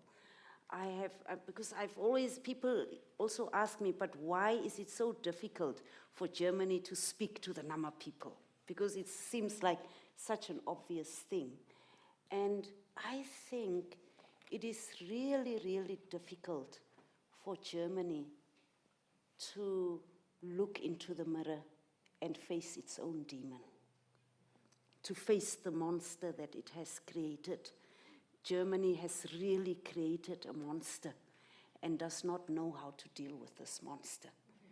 And if it looks in the mirror, it will reflect, that mirror will reflect back that monster. If Germany would truly sit with the Nama and Ovaherero child, or granny, or elder, or whoever, really sit and listen to what happened. Just the sheer brutality of it is something that Germany is not psychologically and collectively able to face. On top of that is the Holocaust. On top of that is everything else, you know. And I think that what can we do? I think that it is, I have to, as a Nama person and part of a Nama community, we have to deal with the pain that has been inflicted and with the impacts of what has happened and with the rape that our grandparents went through. I am a descendant, I am a child of rape. My great-grandmother was raped, and that is how my grandmother was born. And it is because of that history that she carried that pain and passed on that pain to my mother, and my mother passed it on to me, and I can see how I am passing it on to my daughter. And at some point, we realize that we need to deal with this. We need to face our own trauma. Germany better go and face their trauma, because Germany is making a lot of enemies. My daughter will come back, even if I die today. My daughter will come back. The daughters of other Herero women will come back to the children of German citizens now and ask them the same questions that I'm asking now. The children of Gaza will come and ask Germany the questions that those mothers who are crying for their children in Gaza, those Palestinian children, they will come back and ask those questions. How could you allow children to be buried under the rubble? How could you allow it? That is a question that Germany has to answer. And I think even before talking about a world order, I think looking into the mirror would be a first step. Mm-hmm. Mm-hmm. Thank you very much. Eva.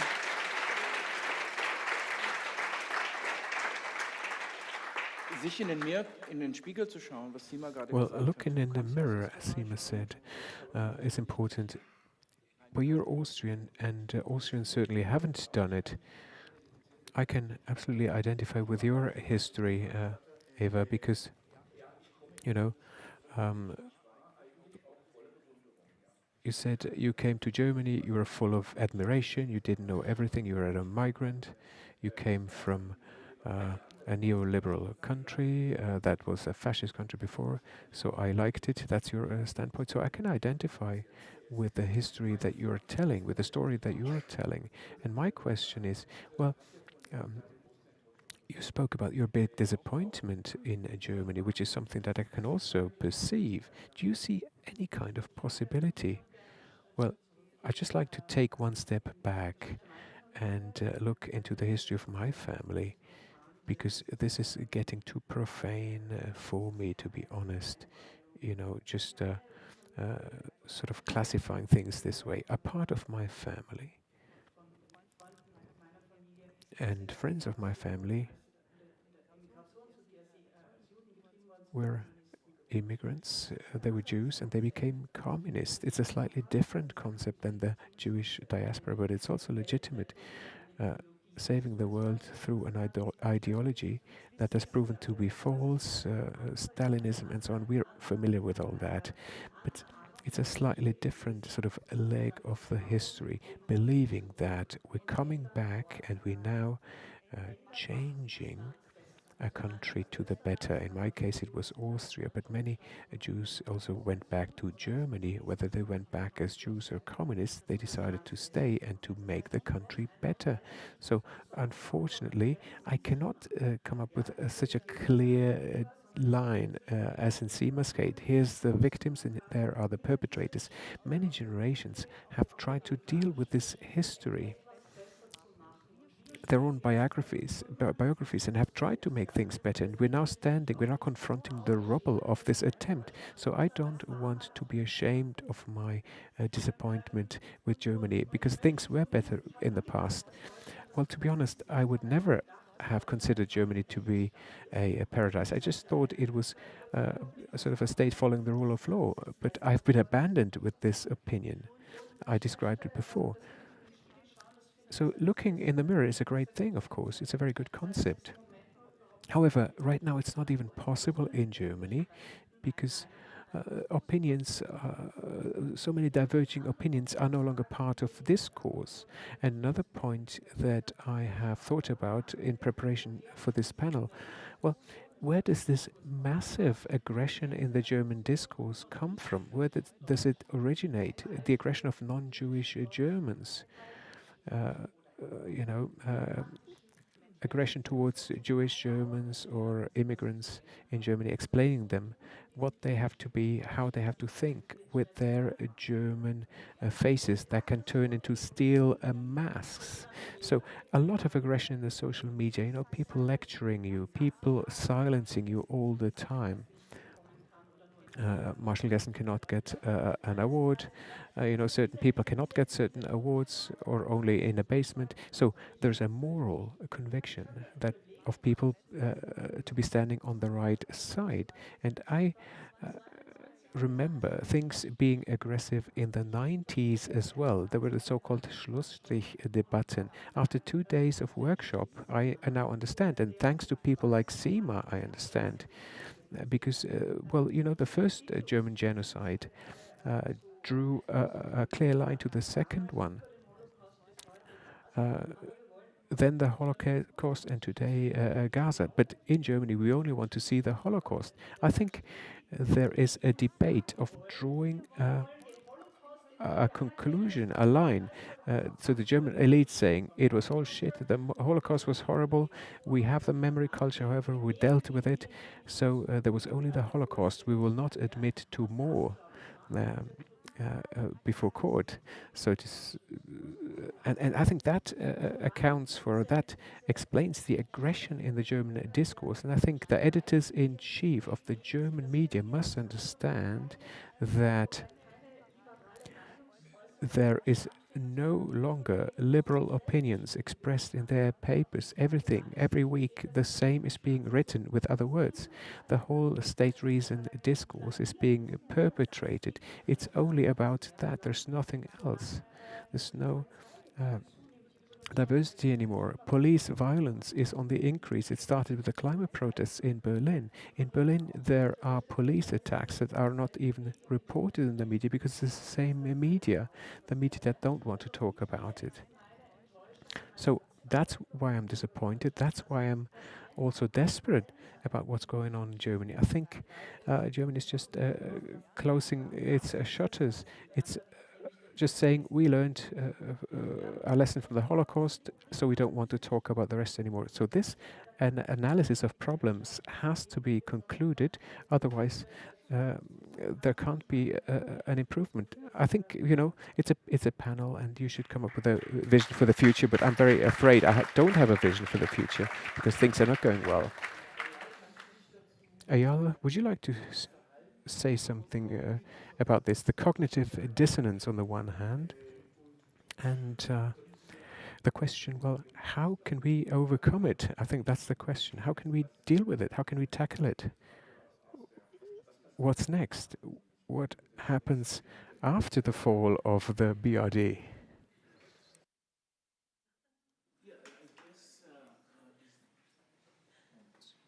Yeah. First of all, I don't know that I feel that this is a kind of like a fall of the BRD. I think that, you know, the kind of the experience that I'm having, it is becoming in its most violent, the state is now in the most violent and dangerous state as that it has been. That may signify fall, right? It may be that effectively they're kind of fighting that last defense. And in fact, I do not know if there is a chance for that diagram as it exists now to continue, but that depends on an ongoing struggle. You cannot look at a situation and say it's kind of predetermined in any sense. No, we're seeing that fascism is either coming or, you know, the German state is either collapsing. I think it depends on how you struggle within that. I think that in a situation of such violence, no, when Germany is again perpetrating or colluding in a genocide, for the first time, let's say, I mean, somebody would correct me, since the Second World War, at a time that is brutalizing people in Germany, the lynching of people, of protesters, at a time that it is colluding in the murder, organized murder of people in the Mediterranean, etc. This is a situation of high volatility, right? So out of that situation, you can have multiple futures that could come. And that depends on how you struggle. And that depends not on saying, actually kind of looking at it from the outside and sort of like, how you actually conduct the struggle. How do you actually continue and conduct the fight? So this is my perspective onto things, and I think that this is why a kind of requiem, no, is not exactly the kind of the right song. It's a battle song that needs to be sang at this moment.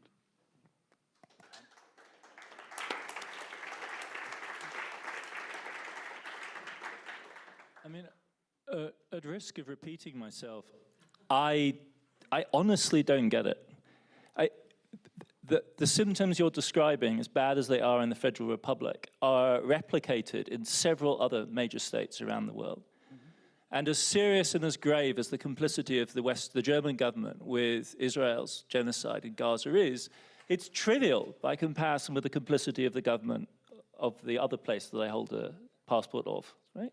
It's trivial by comparison with the contribution made by the United States to Israel's crimes. Absolutely trivial in terms of the financial contribution. We, that is the taxpayers of the United States, paid at least 20% of the costs of the war. And the bombs that were being dropped were overwhelmingly American, even when the Israelis were paying for them themselves. Right? This question about Germany and its crisis must surely be placed in this broader context, and this sort of return back to itself is to me like another version of this special, and this isn't like, obviously everyone carries their own pain and their own crisis, and in the case of Namibia, Germany is the culprit of, even by colonial standards, an extreme atrocity that was recognized at the time as extreme.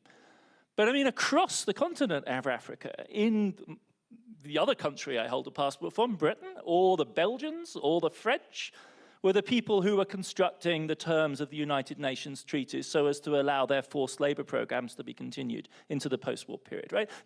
We just simply surely cannot regress to a position where we are understanding the German situation in isolation. I mean, it has to be understood in this kind of combined logic. And so many of us here, I mean, notably yourself, but so many other of us are actually personally involved in various types of transnational situations that make this directly acute. So I'm really finding it difficult to follow even the train of this conversation along these lines. If Germany is in a crisis, so is Britain.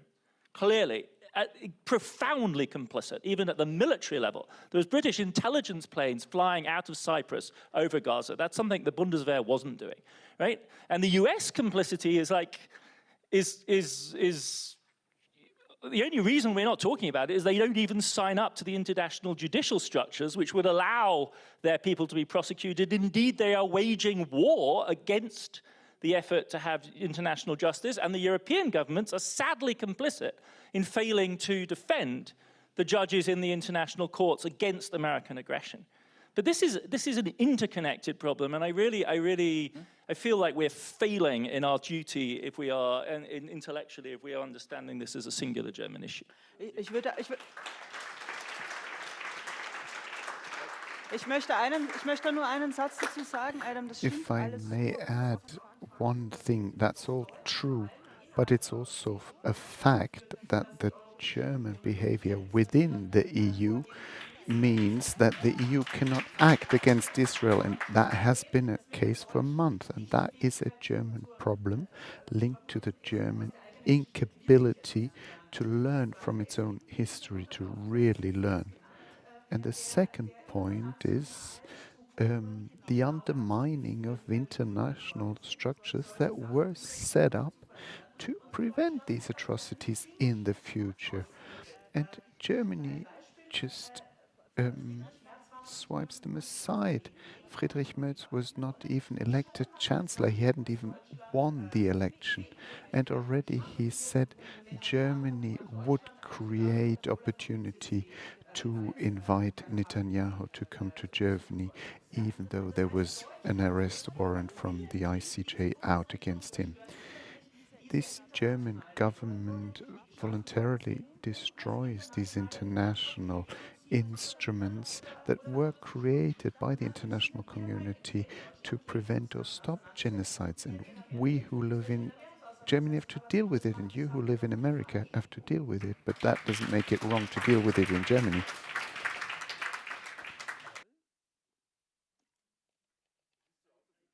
You look like you're up to I take Adam's point. No? I mean, there is a kind of a local manifestation here, or kind of a articulation of the same problem in a German accent, no, that is manifested in other places. Still, I think that it has a slightly different ingredients that compose that. And so between the kind of singularity and the part of the kind of the general drift, there are multiple leverages and handles that would allow activism or would allow resistance to take also a slightly German, maybe migrant German accent in its articulation of resistance to it. So this is really the point, no? That you need to stand your ground in particular situation by understanding the force field around yourself, and that force field can include cultural forces and multiple other vectors that are inflected in a particular unique way here. It is obvious, no, that the US is contributing to the genocide. The particular German kind of uniqueness in that is that this issue is intersecting with its memory politics, with colonial histories, others also, in a particular way. And I think that what makes action in Germany actually interesting. It's precisely that intersection of unacknowledged and ongoing colonial violence, and Sima has made the point very clearly that the colonial violence is still ongoing, based and moving along the groove that has already been cut, intersecting with a particular memory culture that doesn't exist maybe in the same way in the US. It's not that there isn't a memory culture in the US, it's very different, in relation and with another vector, and that is the support, the unconditional support to Israel and support of genocide. So if you want to act on that, you need to understand the intersection of these vectors. You need to stand at the point of that intersection, I think. So it is, yeah. So this is the way I'd kind of like a little bit sort of like think through the challenge that you put, because I think it's also absolutely correct. And it's also correct that Germany's intersection of unresolved and ongoing colonial violence with memory politics is an opportunity to create that intersection and the contradiction or potential that that intersection creates in other places. So that's where cultural work can actually learn from that, from particular action, I wouldn't say here, but you know, just over the border. Ich glaube, das ist ein gutes Schlusswort, weil I wir think haben auch... that's a brilliant final remark, because we've run out of time. It's now my task to try a summary. No, I won't do that. I thought it's great that you made these tough and bold statements. Let me try to summarize nonetheless. No, I won't. I look forward to tomorrow. Tomorrow we have 4 panels, and then at the end of the day we have a fantastic lecture performance. Tomorrow is not here, but at the Kunsthaus Zurich, Moserbau. I hope to see all of you again. And I think one more round of applause for our panel is in order.